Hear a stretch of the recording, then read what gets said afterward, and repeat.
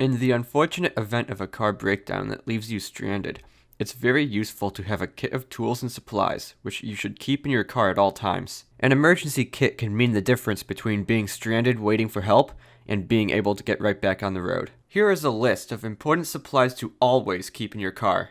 Jumper cables, roadside flares, spare tire and jack, first aid supplies, bottled water, granola or energy bars, small tool kit, a flashlight, car escape tools such as a seatbelt cutter and a window breaker, road maps, blankets and extra clothing, especially for colder climates, a car fire extinguisher, antifreeze, a roll of duct tape, washer fluid, paper towels or rags, 2 quarts of oil, and a no-spill gas can.